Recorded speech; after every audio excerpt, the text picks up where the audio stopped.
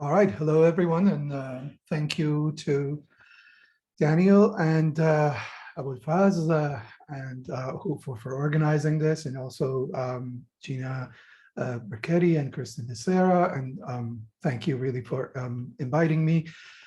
And also to Omid for accepting this, which through whom I also know Abul Faz in the first place. Let me begin first by saying that as we are speaking, protests are going on basically in many different cities in Iran due to terrible environmental catastrophe, which is not simply reducible to the environment, which is absolutely political. And as we are speaking, basically, the protests have reached the city where I am, Tehran. So if the internet goes down, then you know what happened. But basically, I'll begin,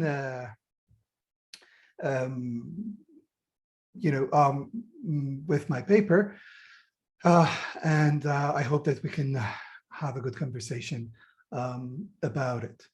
All right, so let me begin by saying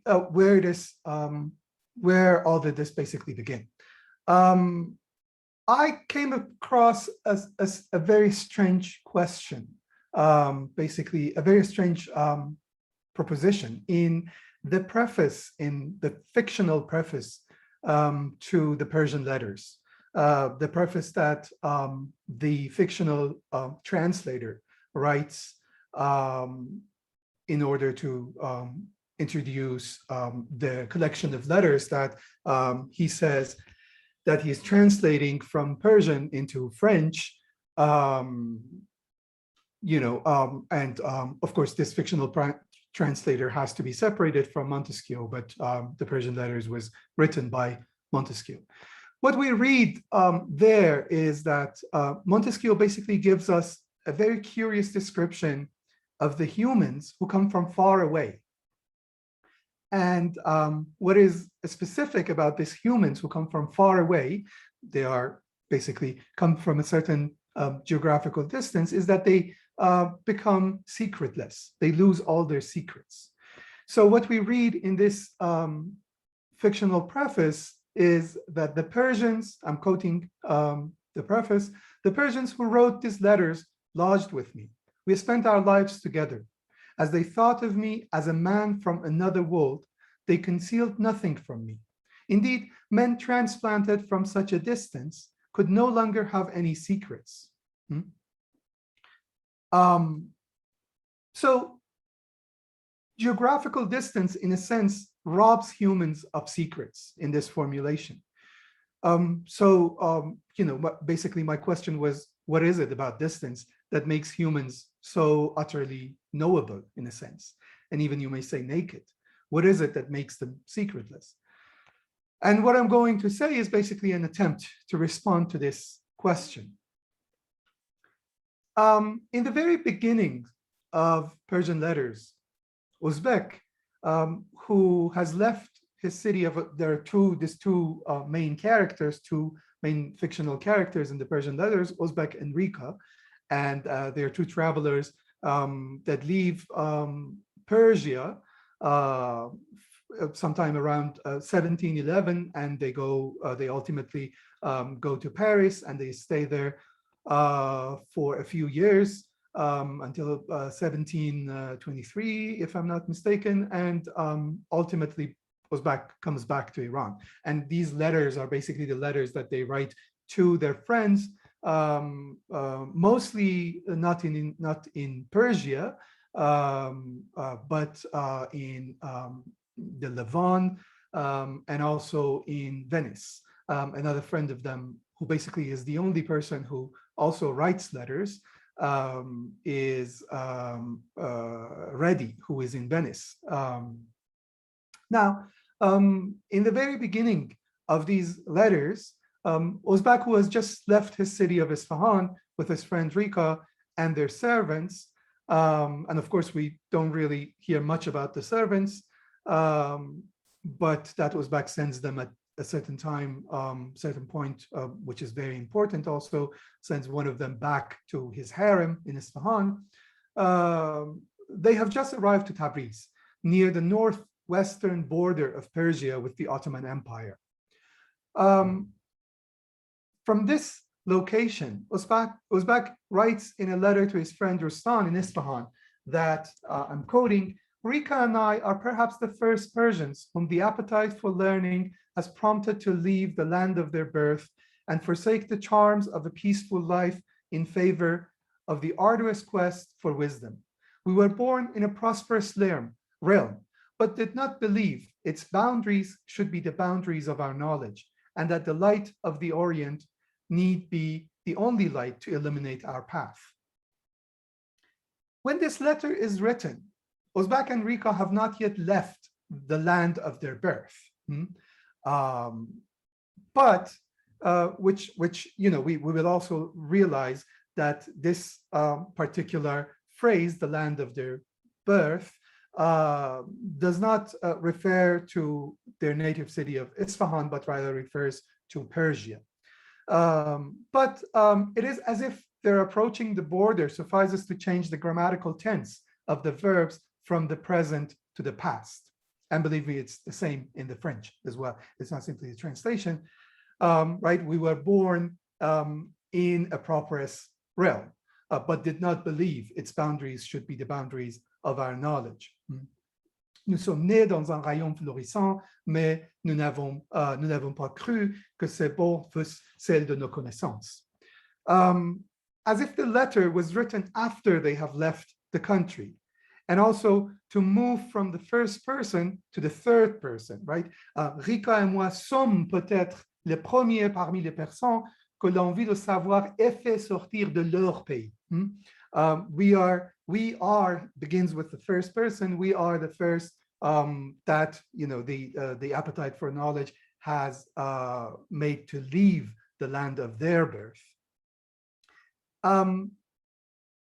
As if the desire to leave one's land of birth in order to gain knowledge, to become enlightened with other lights, as the formula put in front of us, was also grammatically a sort of separation from a previous self, a sort of becoming third person. At the end of the letter, Ozbek asks Rustan, his friend to him is writing the letter, to address his response to Erzurum, a city in the Ottoman lands where he is going to stay for a while. The past tense tells us that Tabriz in this letter is no longer a place in the land of Ozbek's birth, but rather a place on his way out.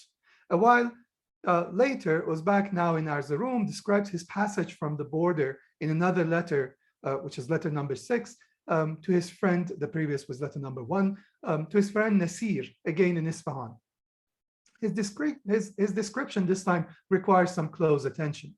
He says, "At a day's journey beyond Yerevan, we crossed out of Persia and entered lands which owe obedience to the Turks.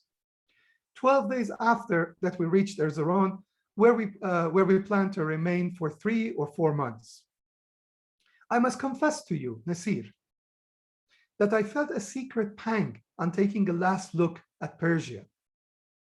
As I lost sight of Persia, quand j'ai perdu la Perse de vue, as I lost sight of Persia, and finding myself surrounded by perfidious Ottomans.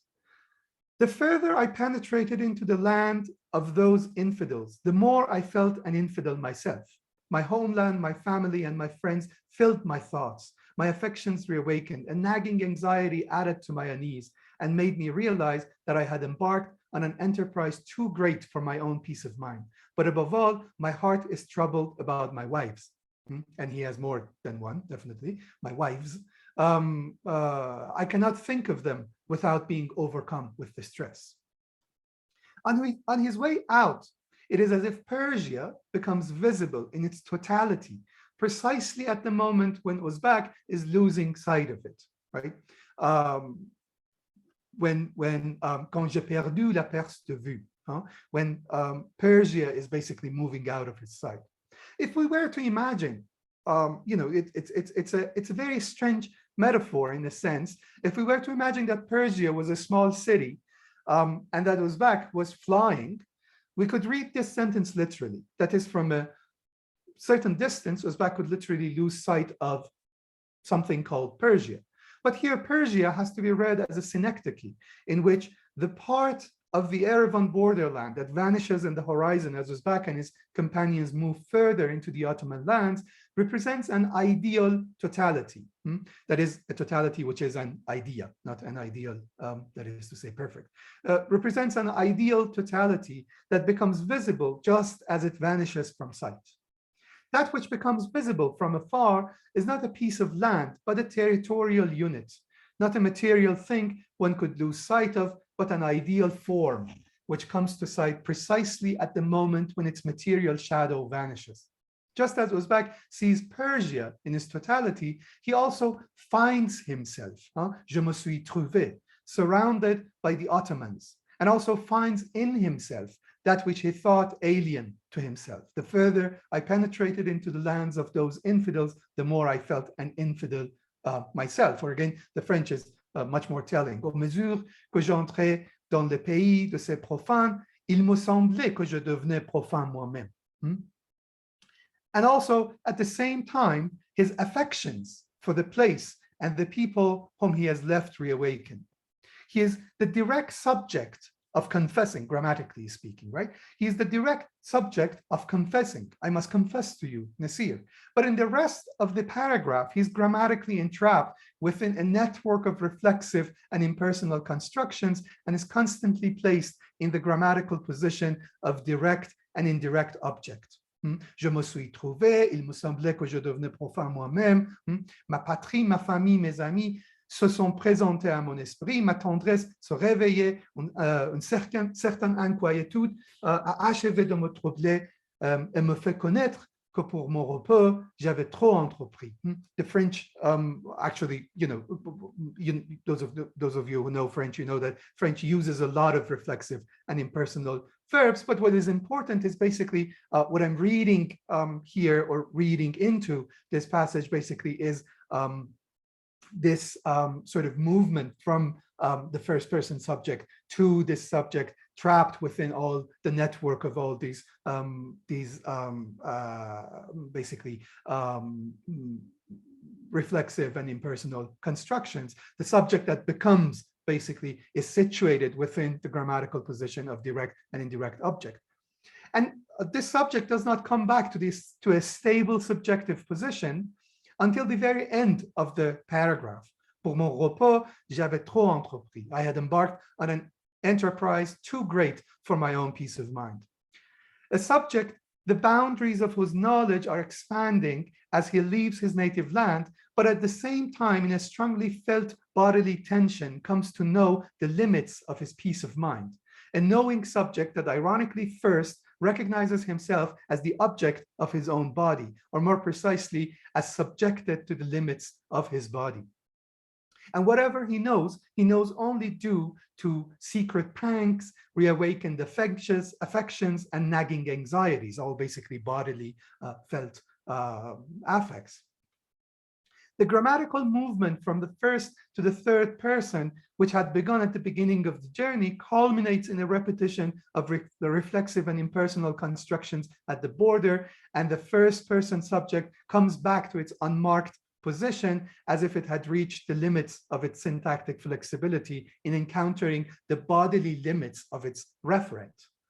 What I'm reading in this first letters is a grammatical allegory of the embodied attachment of a certain kind of knowing subject to a particular geographical space, which amounts to a national territory that could be seen in its idealized totality. This is definitely different from the Enlightenment subject, which is emphatically not subjected to its body, nor to a particular geographical space, but is rather defined by its very capacity to transcend all bodily and geographical limits. Such totalities and the subjects bodily attached to them, which come to sight in borderlands, make a comparative perspective possible. One can compare the two sides of these borders as separate entities. These geographical entities, and particularly their geographically determined inhabitants, are knowable in their singularities, which in the Persian letters, but also in a much more broader context, is also partially synonymous with their oddities and curiosities. Singulier in French is odd, but also this has a much broader context, basically talking about the curiosities of other cultures and other things, which is a very important category I don't have the time to go into, but we can discuss later. And are even made imaginable in the first place through a historical process of creating various inventories of those singularities and curiosities. As Uzbek reaches the western borders of the Ottoman Empire, again in another borderland, and this time significantly a port, that is Izmir, he is enabled to compare such totalities as Persia, Turkey, Asia, and Europe with each other. In Izmir, Uzbek is in a position to give Rustan, his friend in Isfahan, and an image of the Ottoman Empire in its sick, weak, violent, and ignorant totality, and compare the stagnant existence of these barbarians with the military and commercial progress of European nations. An image which is immediately confirmed in Livorno, right, the other side of the sea border, the marine border, immediately confirmed in Livorno, where there is something odd, singulier, about everything, something singularly European, which more than anything is representable as freedom of women, which in turn is more than anything related to the potential of commerce for changing the mores, manners, and customs of a society.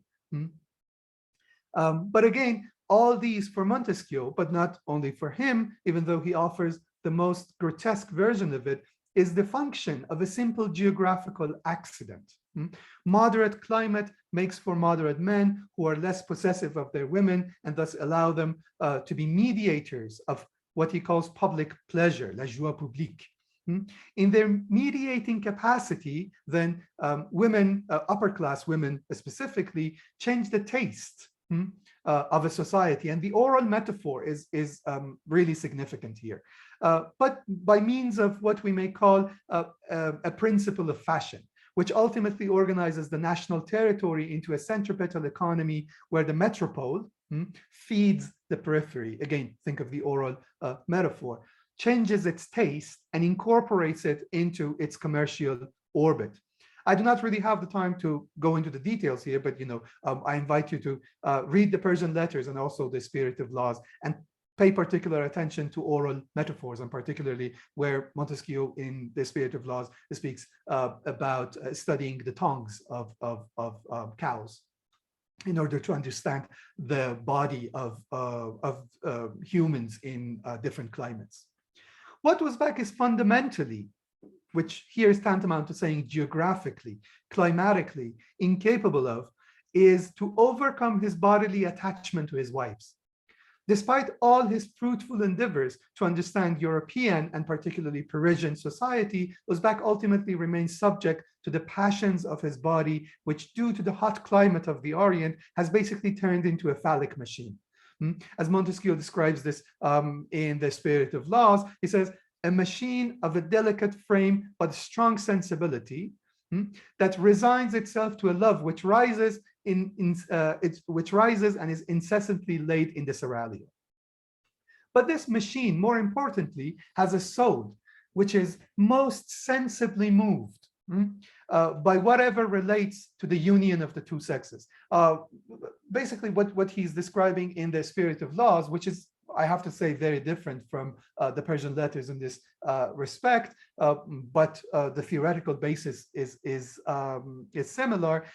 Is basically that basically that life in hot climates is reduced to sex and procreation. The soul, indigenous to a body that is incessantly exposed to intense pleasures, is incapable of reflection. Now, think of the reflexive verbs in the beginning I was speaking about, or freedom of the spirit. Reflection and freedom of the spirit are in the Persian letters specifically basically synonymous with each other. That is to say that this kind of soul is incapable of taking stock of itself. I'm quoting from the Persian letters again, taking stock of itself and listening to itself in the silence of passions. Letter 135. At the end of this story, Uzbek, who from the very moment when he passed the borders of the Ottoman Empire could not think of his wives without being overcome with distress, as he said in letter 6, cannot ultimately transcend his body or achieve freedom of the spirit, and returns to his wives, whom he now even detests, but cannot but jealously possess them.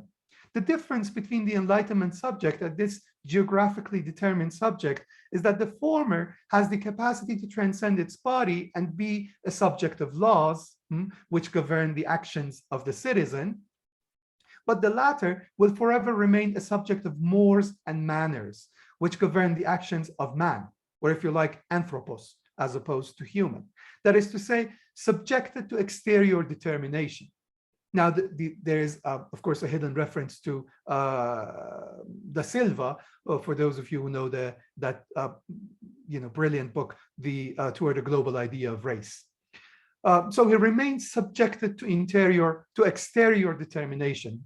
Is doubly determined. This kind of subject is doubly determined, first by its body and then by the geography that determines that body. We can see the order of knowledge that attends upon the man as an object determined from without in Uzbek's letters on depopulation. There are a series of letters on depopulation, which at the time were also read separately from the Persian letters as a sort of treatise on depopulation. The style is very different and all of that.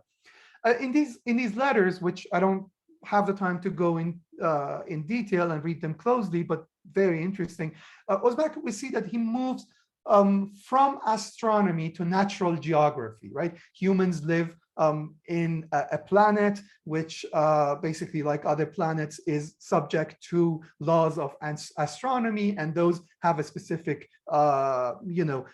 bearings upon natural geography, the movement of the water and earth and all of that, and then goes to epidemiology, that is humans as population, a science that has humans as population as its object, to human geography and ethnology, and ultimately to political geography. In these letters, there emerges an image of the human as a geographical being, that is to say, a being whose body precedes his soul, and thus emerges first as the object of medicine, and specifically epidemiology. And on the other hand, the invisible aspect of his being, of the being of this object called man, that is to say, his interior, his spirit, his mind, or whatever other name we have for the invisible aspect of the being of this creature, basically comes to sight in a structural relation with the geography to which he is indigenous. This geographical human, this Homo Geographicus, if you like, is a certain kind of human that is constantly addressed from without, or in other terms, is basically subject to exterior determination. But we have to ask, how did this exterior body and the interior soul become so connected? And I don't know how much time I have left so that I can manage. Okay, I'm good. All right. We have to ask, how did this exterior body and the interior soul became so connected? If we look at, and I'm here speaking in particular reference to this wonderful book by Carl Guttke called Exploring the Interior. If we look at the historical context of the Persian letters and Montesquieu, basically, we see that there is Montesquieu is participating in a certain kind of episteme, in a certain kind of basically mode of knowledge production, right? I prefer that basically to episteme. A certain kind of mode of production of knowledge that that is trying to map what at the time in late 17th and 18th century is called the great map of the mankind, right? The medium through which this great map of the mankind is expressed is mostly encyclopedias and universal histories, right? The spirit of laws, in a sense, is one of those universal histories. This 18th century universal histories, unlike their 19th century philosophical successors, basically follow a spatial and not a temporal order. They are basically composed of ethnological surveys. Karl Guttke tells us that in 18th century, we are witnessing the emergence of what he calls a new kind of Bildung, a new kind of education, what he calls global education.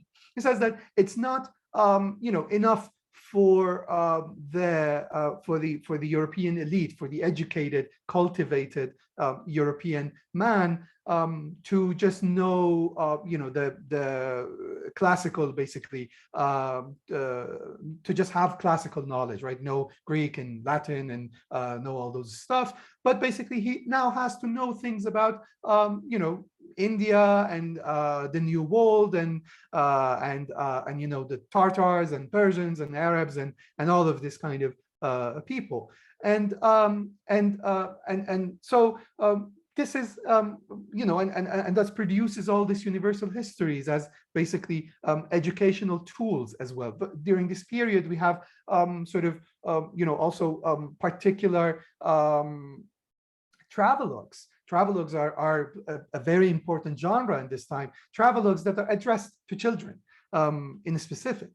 And like if we look at if we broaden the historical context, we see that here we are in what we may call the second age of exploration, right? If the first age of exploration was, the age of exploration we know with Columbus and Vespucci and all those people, this second age of exploration, its main figure, you could say, is someone like Georg Forster, who goes on, on the travels with Captain Cook. And the difference is that if in the first age of exploration, basically the borderlands were mapped, and if you look at, for example, the relation with the western border of the African continent, the continent which basically later comes to be called Africa, if you look at the relation with the western borders of Africa, then you will see even up to 19th century, basically Europeans are only present in the borders, right? In the 18th century, a new kind of traveler is now on this exploring ships. Before that, you had mostly priests and officials from this different Western and Eastern companies, West India Company, East India Company, and all of those. And also, people who were basically, in a sense, you can say, surplus labor in their own places, and they're going in or colonial functions and other people. But in the 18th century, you have these figures which Georg Forster calls philosophical travelers. These are people who go basically to explore the interior of the lands now.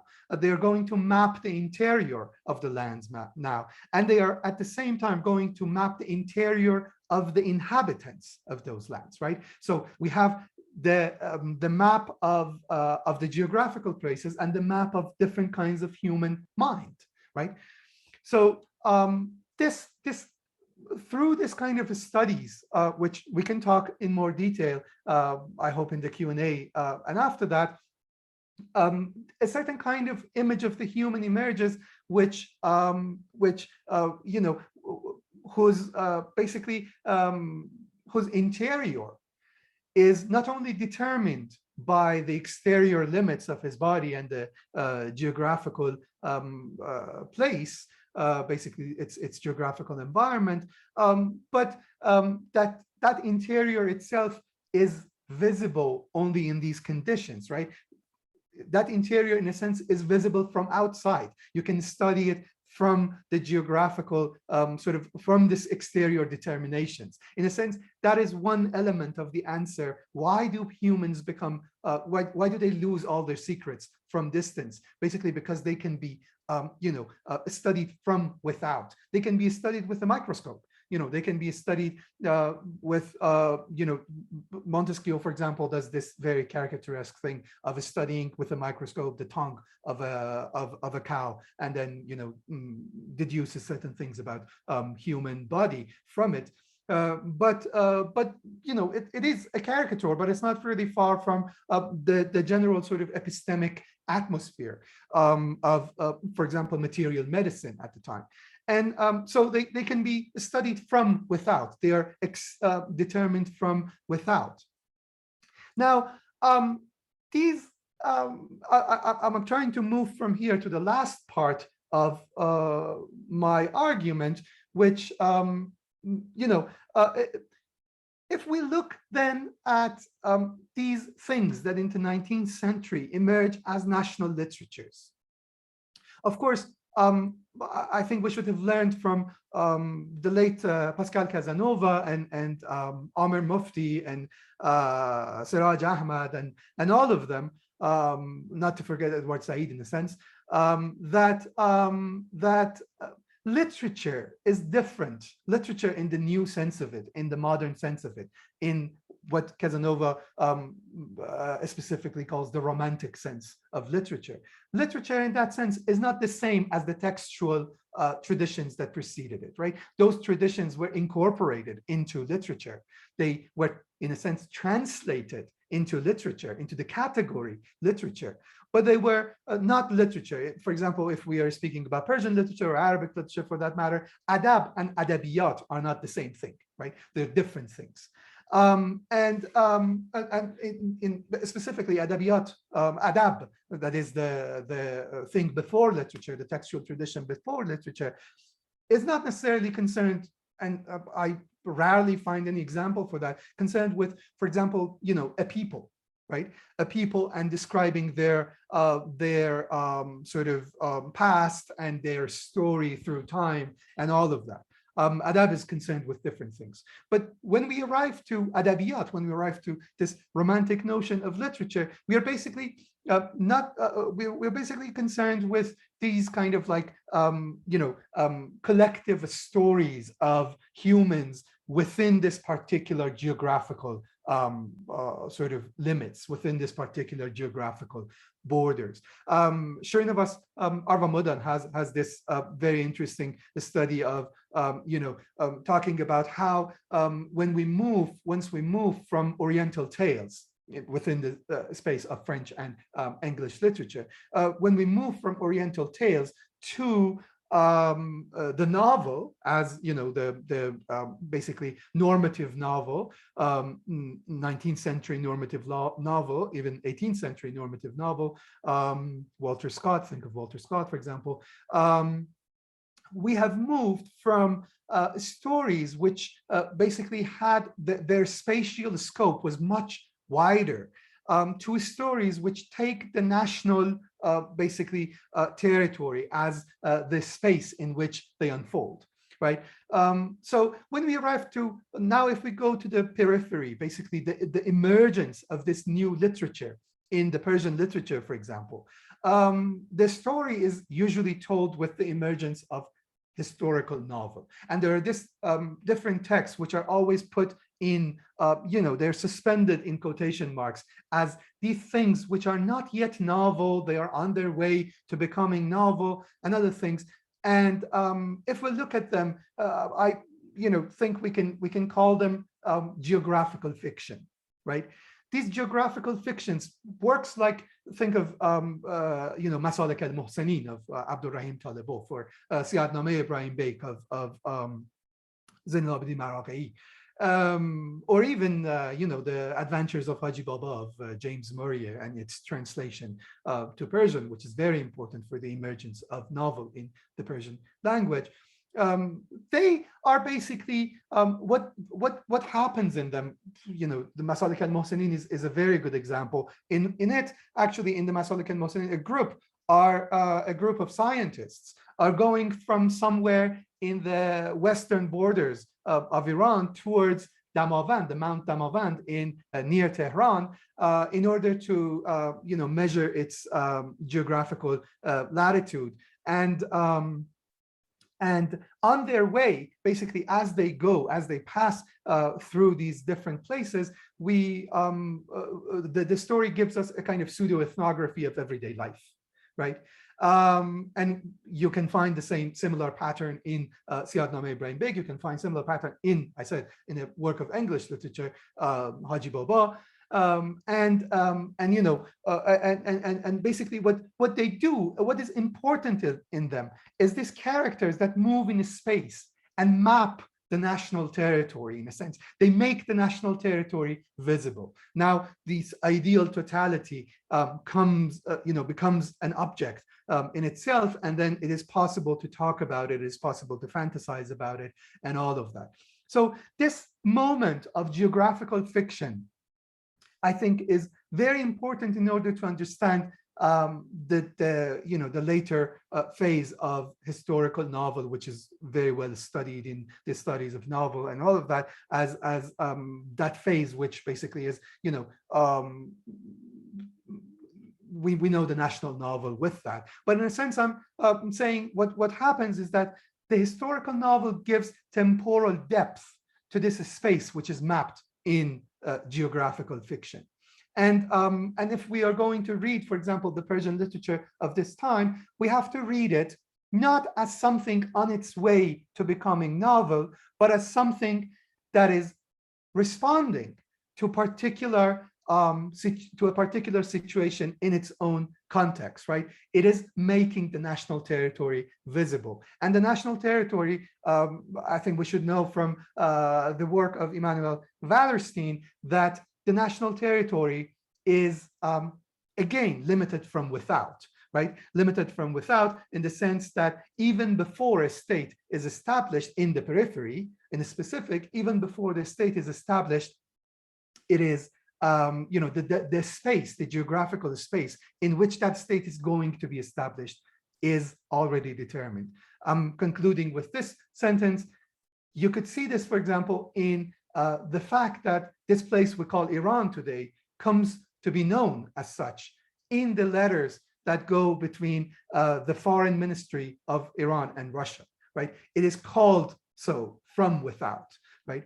Now, okay, I stop here. I'm sorry, I talked much more than I was supposed to, and I give it to Omid and Daniel and Abu Fast. Thank you. Thank you very, very much. That was, I could have continued. I wanted you to continue because I was so excited about the kind of argument that you were laying out, but I will open it up to the roundtable.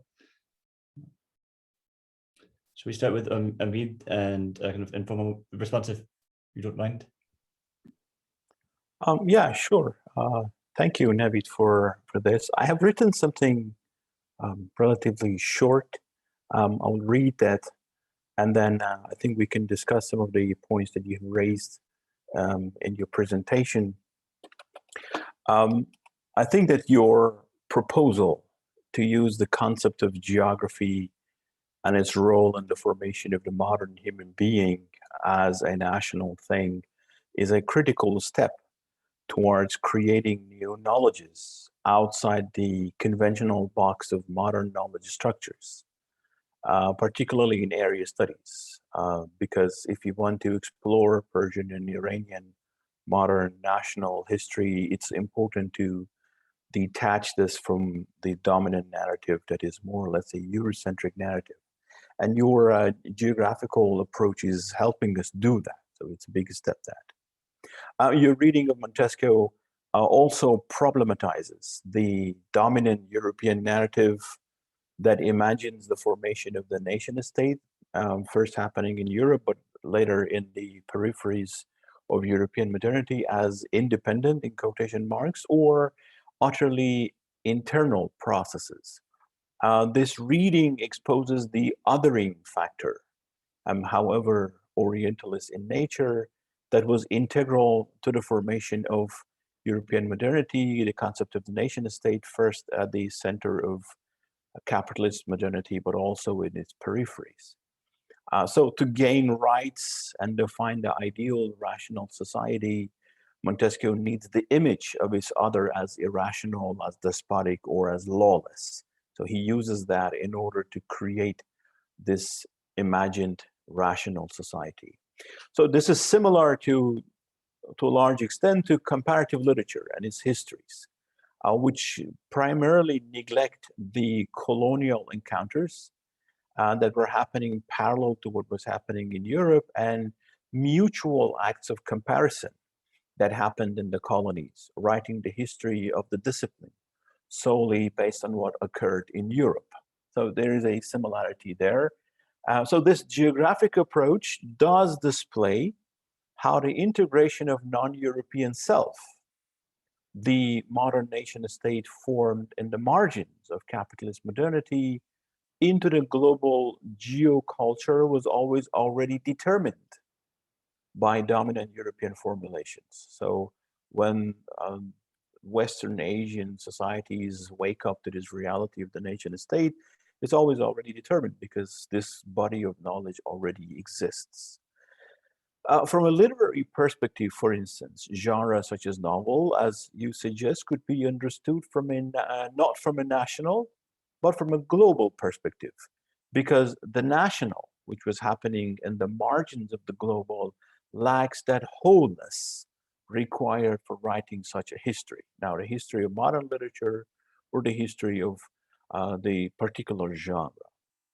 So I understand how this shift from temporality to geography aims to salvage the critical power in the periphery of modern capitalist world in order to shift from backwardness, in quotation marks, from backwardness, because backwardness is defined on the temporal timeline set by European modernity.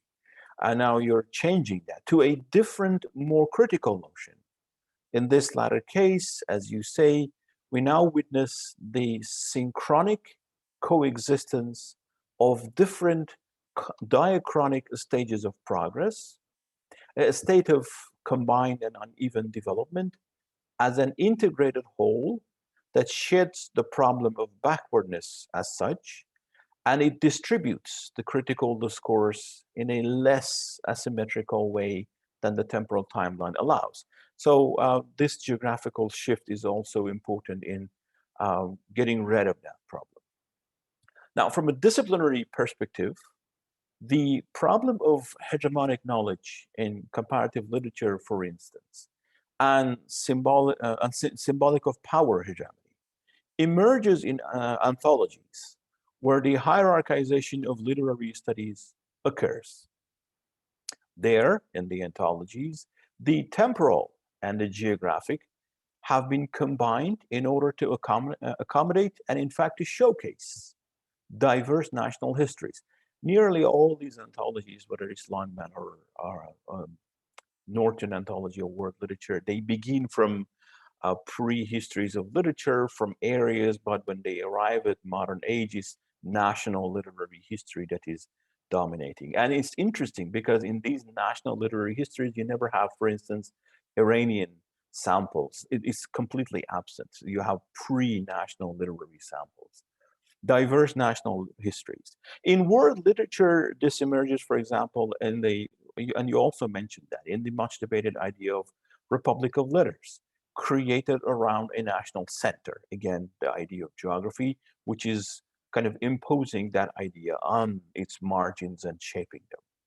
This knowledge system, whether considered in comparative literature or by extension in world literature, is specifically a one-way street. Therefore, your proposal to consider this complicated national history through focusing on the geographic human being is a timely reconceptualization to argue that influence goes both ways, just as Montesquieu was using that imagined geographical space in order to define itself, in order to define its others, or that as a result, comparative literature is now a problem rather than a solution in the periphery of capitalist modernity. Now, having said this, there is one remaining issue, and you mentioned at the beginning of your talk the environmental deterioration and the problems with kind of unsustainable development that we have had in West Asia in general, but in Iran in particular. Even if we manage to overcome the problem of backwardness and the temporal organization, in theory, the question of development will persist. In contemporary Iran, to be specific, from the construction of university disciplines to industrialization, to the development of new literary genres or literary criticism, the conservative inclination to copy models is more often European models, whether as a result of habit or a strategy remains supreme. So this is kind of like a strategy, which bringing ready-made models is always easier. It's like the creation of the national model and also the writing of national history. In other words, combined with problems surrounding access to knowledge. Now, access to knowledge, because knowledge, the way we discussed that, it's in a different geography. And then the student has to move from geography to gain access to that. And this is after access to the linguistic means to knowledge. The use of ready-made models is easier and cheaper. The environmental deterioration is happening now in Iran because they always chose the cheaper methods because capital was absent. So they had to choose the cheaper models in order to develop, but then there are consequences emerging later. So ready-made models have been easier and cheaper in bridging temporarily the development gap. So this is my question. This proposition to read the human as a geographic notion, how does this help us reflect on the issues of national development when it happens in the margins of capitalism, where capital is scarce? And then this division of labor, that some areas must be less developed. There is integral inequality in the structure of capitalism. This logic is required for the global system. You must have this to exist. You need this to exist together in order for the system to work. As you mentioned, Wallerstein also argues that you can never have an empire that is wholly global because it will not be able to create areas of less developed where it justifies inequality in order to use that for itself. So how do you propose we consider this solid and oppressive structure that constantly re-legitimizes and justifies inequality to move towards new knowledges? Now, it could be related to development, but also it can be related to comparative literature or world literature or literary studies in general as we use them today. Thank you. So maybe we could start here, then we could continue that. Thanks. Thank you very, very much. What I'll do is, I guess, I will open this up to kind of open discussion among the group of us, and and please, as you listen in, feel free to type either questions in the chat or let me know if you'd like to join in. But for now, why don't I open this up? I'll give this over to Abulfaz to kind of lead the discussion around the excellent response and the excellent paper. Thank you very much. Yeah, thank you. I really enjoyed the paper and the discussion. Actually, the point is that now we can open the panel for a Q&A section. So participant can send the question either to me or Daniel, or they can ask their question in person by raising their hand. But at the beginning, first, I recommend that they should introduce themselves. So this is one part. And the other point is that we have, I think, 30 minutes for 20 to 30 minutes for discussion, and then I think I would ask my own question at the end. So if there's any question, please let me know. And Daniel, do you have any comments on the discussion or question maybe? I mean, I'm curious as to hear Navid's response to Omid, and to kind of think more about this question of uneven development in the age of capitalism. I'm also curious. I have pages of notes. I'm also curious to hear more about this relationship between the nation and the nation state and Homo Geographicus, this kind of question of geography as determining the human status. I'm asking this because I wonder if the history of comparative anthropology gives us a different story, which is not about the nation, but rather about a certain kind of smaller unit, the tribe, the culture. And so I guess my question is sort of simple, which is, what is the nation? What's the kind of choice of the nation doing in this moment that other models running alongside comparative literature and the emergence of national literatures? What's the difference between the nation and other units of kind of geographical anthropological study? But thank you very much.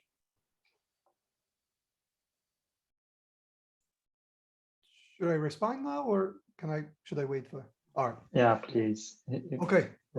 Thank you, Omid, for those comments, and Daniel. And okay, let me begin with what Omid, the question that Omid posed to me. Okay, so yes, the main thing is basically to move away from a model that basically explains things basically from the interior, right? Which the oldest version of it probably was the European idea of the unfolding soul, the romantic idea of the unfolding soul, to a model that basically sees the relations between the different entities. And I'm completely in agreement with you there. But then specifically the question that you pose: what can we do about how can we think of the question of development? If let's say that we solve the problem of backwardness, the problem of temporal lag, basically theoretically, but it happens that we are trapped within a certain kind of a model of development, a model of unequal exchange on a global scale, which basically puts us in a situation where we constantly are faced with the reality of the fact that whatever we do is basically we have to the development becomes equal to destruction, right? That is basically what happens as the result of this paradox. It seems like the old nations, the so-called old nations, the European nations, they went ahead and they developed, but the underdeveloped nations, I think still the 60s term, the nations where basically the nations which have been developed into underdevelopment is very much the point. Those nations basically are, it's as if they are supposed to take the European route, but when they take it, basically they have to destroy themselves. So we are entrapped within this autoimmune system, right? As we try to go the way that we are supposed to go, we just find ourselves more and more destroyed. I think that the problem basically is that, again, the question is not seen, let me put it this way, the capitalist mode of production is the main question here. The capitalist mode of production, but is not seen as a global mode of production, as in Wallerstein's terms, as the mode of production of the whole system, but is simply seen as the mode of production of the center, right, of the system, which is today more or less equal to Western Europe and North America, right? Now, if you look at the map of the distribution of wealth over the whole sort of globe, basically what we call globe today is basically this space in which the European world economy, which emerged in, and I'm following Wallerstein here, which emerged in the 16th century, basically, managed to, this world economy managed to basically make itself planetary, right? To incorporate the rest of the planet, and became planetary in the 19th century. Now, if we look at this world economy now, which is planetary at this point, we see that if we look at the distribution of wealth in this world economy, we see that basically the only places, if we were to distribute the wealth of the human population on the earth equally, we see that the only people who are going to lose something are the people of the center, and specifically also Western Europe, Canada, and Australia, not the United States, because the United States is but basically we have a much more third world, in a sense, class difference in the United States, which usually Europeans tend to think of the United States as backward in that sense. But the United States, I suggest, is not backward, it's advanced capitalism, right? We are all going that way, right? So if the wealth was to be distributed, then the only people who are going to lose something are the Europeans and Canada and Western Europeans, not Eastern Europeans, Canadians and Australians. Now, we know that the development that happened in the center happened at the expense of the periphery, right? The periphery is basically what its incorporation is integral to the development of the center. The center could not develop if it did not have slave labor in the Americas, if it did not have cash crop labor in Poland, for example, in the 17th century, in the 16th, 17th century, if it did not constantly, basically, as it was expanding geographically, if it did not constantly incorporate other places, now that is the point, which it incorporated them not by basically not in the sense that they would develop the capitalist mode of production in the sense that we have in the center, that is free labor, right? But by the fact that they were they had to basically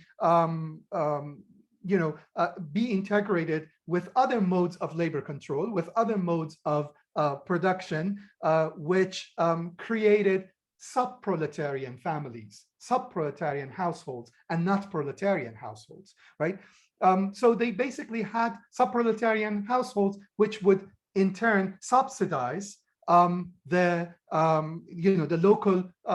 local owners of the capital and global capital, right? So what I'm trying to say is basically repeating the argument of Wallerstein, that when we are speaking about the capitalist mode of production, we are not speaking about the capitalist mode of production in the center. We are speaking about the capitalist mode of production in the whole system. And the capitalist mode of production in the whole system means basically is the combination of free labor and coerced labor, is the combination of proletarian labor and sub-proletarian labor, right? This is what is capitalism, right? What capitalism reproduces is not a certain kind of simple logic, right? What capitalism reproduces is basically the conditions of possibility of unequal exchange, right? Is basically this the combination of these modes of production together, right? So now I'm getting to your question that basically what capitalism produces is contemporaneity of non-contemporaneous, right? Is the contemporaneity of non-contemporaneous, right? It is different modes of production next to each other. So what is it to be done? I really think that what is it to be done is that, we have to have a different mode of production, that is to say globally, right? The wealth of underdeveloped nations cannot develop themselves by, exploiting the environment. The capacity for that is over now. They have to develop themselves by basically taking the money back from the center, right? Wealth has to be redistributed in the whole system, in the whole economy. But of course, that's unimaginable, right? It's like, give us our money, of course. That's basically the request. But of course, they would say, make your own money. We worked ourselves.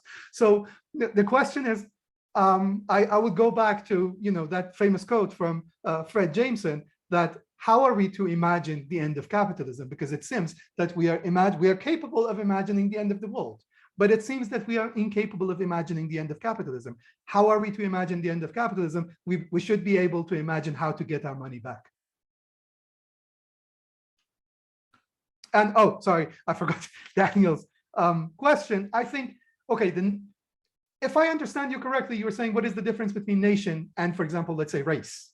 And for example, let's say ethnicity, and for example, let's say religion, I would say for that matter, right? What is the difference between nation and all these? Well, even in the context of universal histories, thinking of Hegel, right? Continents. Yeah, continents, basically, right? I mean, continents are the prime material for, I here follow Denis Ferreira da Silva. Continents are basically, the continental land is where the raced body is attached to, right? You have, for example, African Americans. They are basically created through this attachment to a continental piece of land. Now, so we have all this, what is the difference of the nation with that? I think, see, I'm faced myself with this question of what is the difference between nation and race? Because they seem to overlap in many different ways, but they are not the same thing. What is the difference between nation and ethnicity? They seem to overlap in many different ways, but they are not the same. I think what we are faced with is a kind of masquerade, right? We have this different formations, basically, coming to the surface in order to resolve certain contradictions locally, but then they recede, and we have the other thing coming. For example, are Muslims a race or a religion? I mean, that's a question that Gil Anijar has posed, and I think it's a very, very valid question. Are Muslims a race or a religion? Are they supposed to have politics or are they not supposed to have politics? Is Africa a country? Is African a nation? Are Africans, African amounts to a nation, for example? So what we are witnessing is basically a certain kind of a theater, I would say, on which this different modes of conception of the fundamental difference between human and anthropos, right, is played out, is constantly played out. Now, the nation among them is the distinction which is basically supposed to be the way of the anthropos out of its position to become citizen, right? To become human, right? Anthropos can become human if it is nationalized.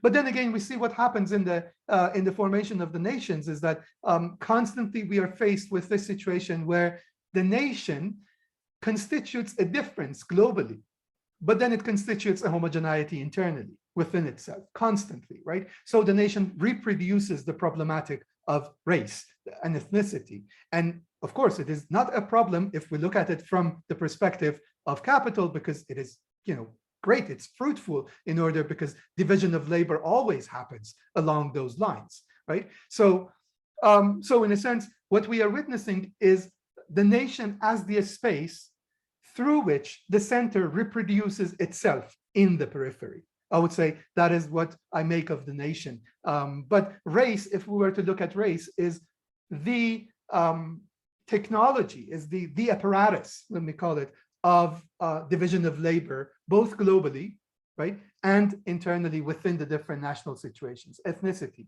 Like if you look at, for example, Tehran today, it's like those who work in the fruit market, for example, are Kurds mostly.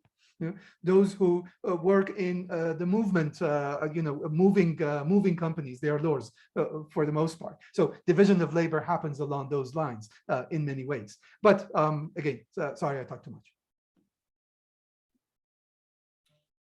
I mean, I guess one way, I mean, you could please correct me if I'm wrong about this, is that there's one way that you might be responding to Benedict Anderson, which is to say that Benedict Anderson is talking about a kind of capitalist mode of the production of the nation from within, by the production of contemporaneity, print culture, and so on. And your response then would be something like the nation is actually produced by a certain type of capitalism from without. And I think that's a really kind of excellent challenge to that Anderson model, which still which persists. I mean, I would say like I'm following basically a line that has been developed for many years by let's say Immanuel Wallerstein. I would put definitely Edward Said there because he's definitely speaking about cultural relation on a planetary scale, and basically those who talked about uneven development and all of those.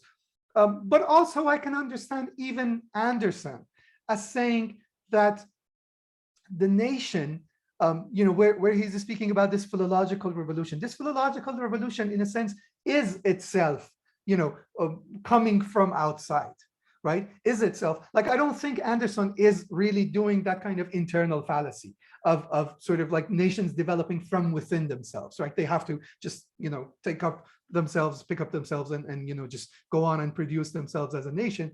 But also, I really like the proviso of Karatani on Anderson, that he says the imagined community, right, in that book, Trans Critique, Kant and Freud, he says the imagined community, that the nation, when it is imagined, is basically imagined in response to the community that is destroyed in the process of the movement of capital, right? The nation and the estate basically are they're not two separate things at all. Basically, the estate creates the national community, and the estate is not a superstructural thing, if we were to use the old Marxist terms, but it is definitely something in the base, right? The state is what creates the nation, but also what let's say the concentration of relation through which capital passes.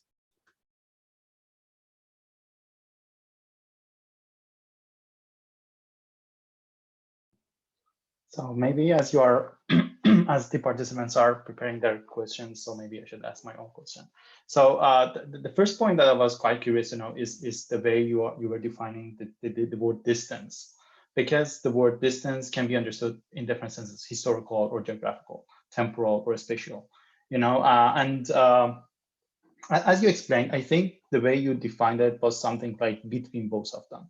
The way the geographical man confronts with the historical man, or the temporal man, because the notion of modernity or the notion of progress or development is essentially something temporal, new man, old man, and these things. So the first point is that when a man steps out of his own geography and confront with the other as a temporal man, so he becomes self-conscious, and this self-consciousness is a way to understand himself or herself as a kind of geographical man.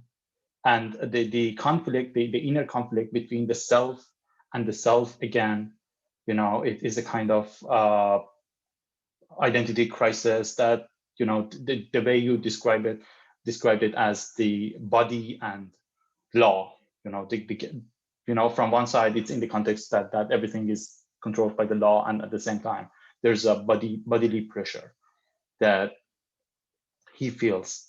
So from this perspective,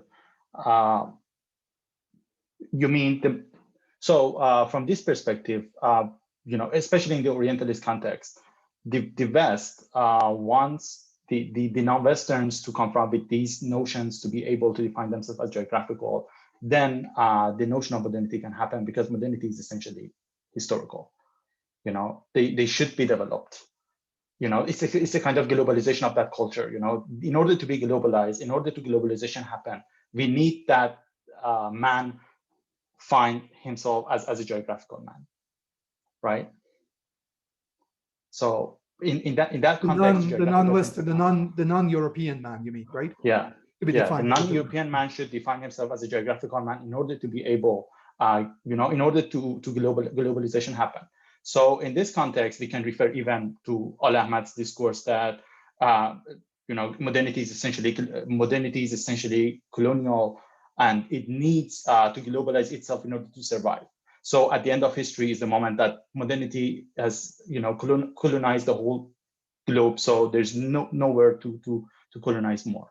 So in this moment, the modernity will fail, right? According to Al Ahmad, right? So from this perspective, as you said somewhere in the paper, that you know, the singular, the other is the one who needs, who is the one, the other is the one who can see.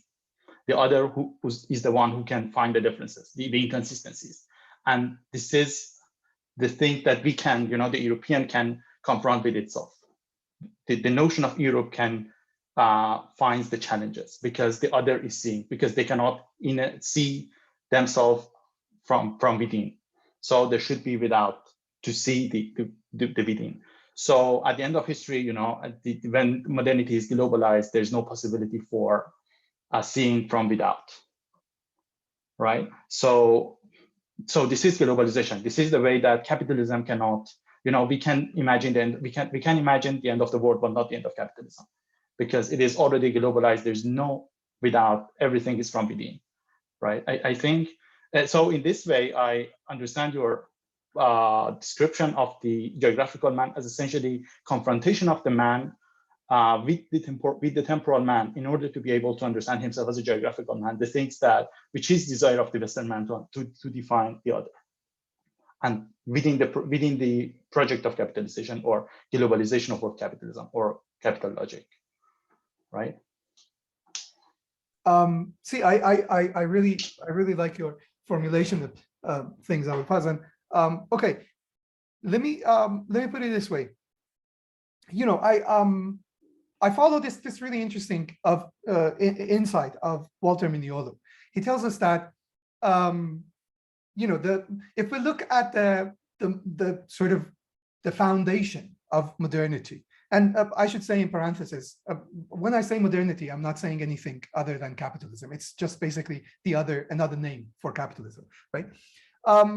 In the foundation of this thing we call modernity, basically, as the Christian human moves into the new world, at a certain point, basically, the native, right? The native is already related to geography, right? The term native is already sort of, it defines its subject as someone which is native to a particular place, like indigenous to a particular place.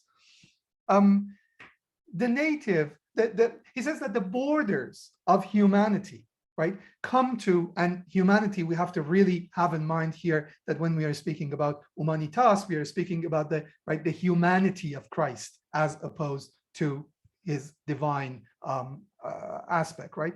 The borders of humanity, that is that which we share, right, as with Jesus of Nazareth, right? The bodily sort of the body that we share with Jesus of Nazareth, in a sense.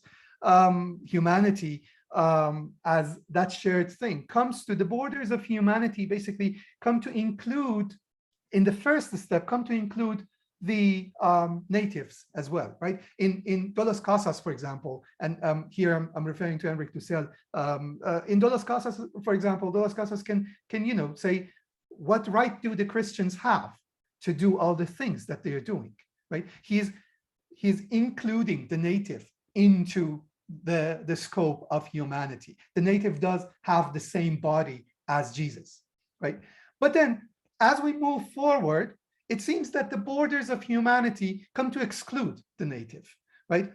The native, it is made possible in the 17th century to honestly, honestly within the limits of the Enlightenment subject, right? Of the pre-Enlightenment subject in a sense. It is made possible to honestly ask a scientific question, right? Is the Negro human? Is the native human or not? Like, this is not some like, of course, it arises out of the terrible ideological limits of the scientific mind that is asking it, but it belongs to the history of science, right? Is the Negro human? So how did it become possible to ask this question? In a sense, the Negro and the native become sort of, they are seen as things that belong to a particular space, while humanity seems to belong to time, right? Humanity progresses temporally, but the native and the Negro are basically figures of the anthropos, which belongs to a space. Now, when we come to 18th century universal histories, this 18th century universal histories are basically defining everyone as basically anthropos, as that which belongs, as human, as that which belongs to a space, right? But there is a knowing subject, which is never defined in this sense. In Rousseau's formulation, for example, we find in the essay about the origin of languages, we find a difference between human and humans, right? If we were to study humans, we have to study those who are close to us. And when we study them, it happens that we study them in temporal terms. But if we were to study the human, we have to study what is far away. And that we study, as a function of the space in which that human is located. Now, this 18th century universal histories are basically, they are histories of man. And they are histories in the sense that they are not histories in the temporal sense. Basically, we see sort of this map of the mankind and its different forms all over the world and all of that. And in that, the Enlightenment subject, right, recognizes itself also as man. And I really don't want to be this sort of like a negation of the Enlightenment subject. I find myself in absolute fidelity to the Enlightenment subject, right? Not absolute is rather wrong, but in a critical fidelity to Enlightenment subject. I think that the heritage of the Enlightenment subject is what we have to basically hold on to. So the Enlightenment, the enlightening moment of this going out of one's place to encounter the man, right, is that one recognizes the man in himself as well, right? There is this really interesting moment in The Spirit of the Laws where Montesquieu says we have an important difference with the ancients. The ancients, they never experienced this kind of contradiction that we experience today. The kind of contradiction that we experience today is that what we have heard from our fathers and our masters, right, our teachers, is different from what we hear from the world, right? The enlightening moment of the Enlightenment is that what one hears from the world comes to basically undermine the authority of what one hears from the masters and the fathers. And I think that is,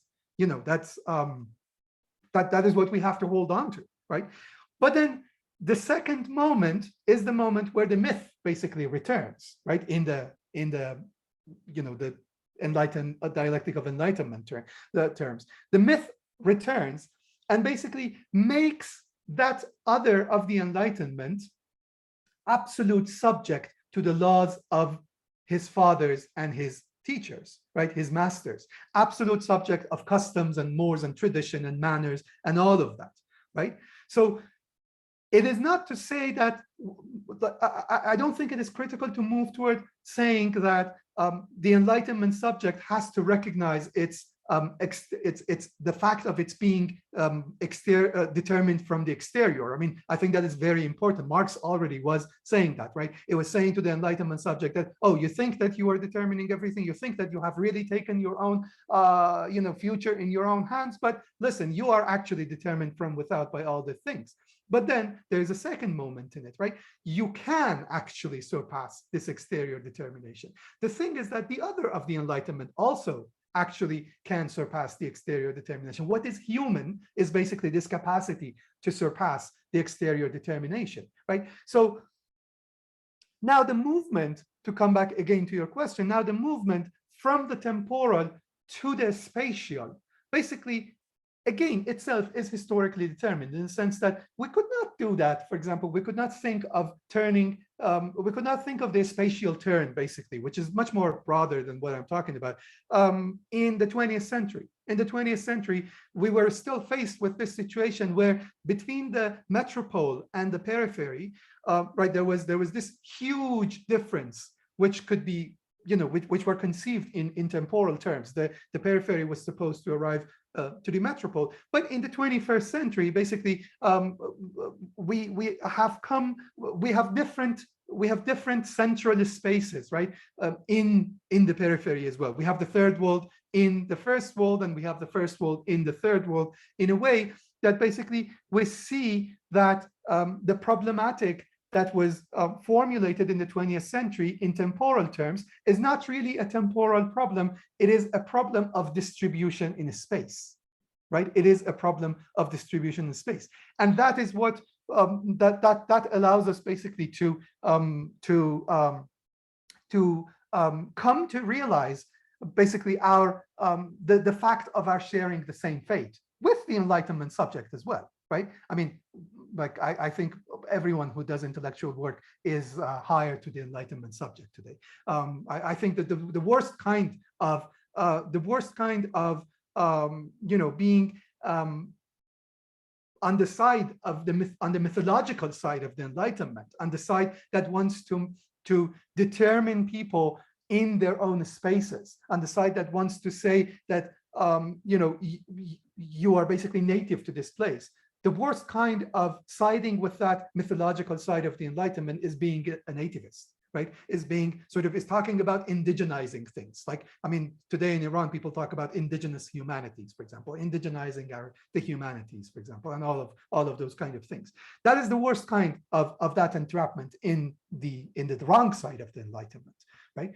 I hope I have responded to your question, but yeah, basically the point is not that it is definitely the case that this geographical figure of the human helps define the temporal human. But then at the same time, we see, for example, and I think that is the main difference between the Persian letters and the spirit of the laws. In the Persian letters, actually, Rika and Uzbek are capable of transcending their geographical determination, right? They are capable of escaping it. And those are the moments where they produce critical insight into the French society, right? But then the myth comes back, and Montesquieu basically, again, puts them back in their place. But the moment when the Enlightenment happens, when the critical insight happens, is the moment when that geographically determined human basically transcends that geographical determination. So I think the point is basically to have that critical moment.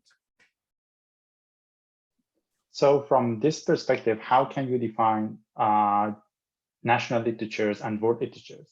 Because within the context of, within the globalized context, so you mean geographical man is producing a kind of literature, which is national literature, and national literature with national literatures within the global context is becoming world literature, right? Mm-hmm. See, I don't think that world literature is the addition of, it's the sum of national literatures, right? I don't think that national literatures add up and they make world literature. World literature is a concept, right? I mean, Amir Mufti, I think, is the best formulation of that. World literature is a concept, and it's the concept that divides literatures into national literatures, right? Into different sort of literatures that have that belong to particular spaces, right? Now, I think what what we have to, I want to go back to an essay that is attacked so much that it is difficult to go back to it, but that is Fred Jameson's, national allegory. I think that essay still has a lot of critical potential, because what Jameson is telling us, see, is not that third world literature is limited in the sense that it is national allegory. What Jameson is telling us, if we put that essay next to, for example, The Political Unconscious, the book that precedes that essay, if we put it next to that book, then we realize what he's saying is that, listen, this national allegory, which is expressed in third world literature on the surface, in first world literature is made unconscious, right? Is suppressed, basically, right? And the difference between the first world literature and third world literature is not that the third world literature is temporally behind first world literature. It says that is basically what we always, what we always feel. We always feel that this is, they still write like Steinbeck and whoever. We have passed that. But the problem is that is not that they are behind. The problem is that they are basically putting in front of us something that we are afraid to see, right? Something that we have suppressed and we are afraid to see. And that is basically that we even in the center are, in a sense, nationally determined, right? We are, and I think if we were to think of that national determination in the center, I mean, we ought to think of what does it mean to democratically elect the states that participate in the NATO, for example, right? Produce refugees, and then,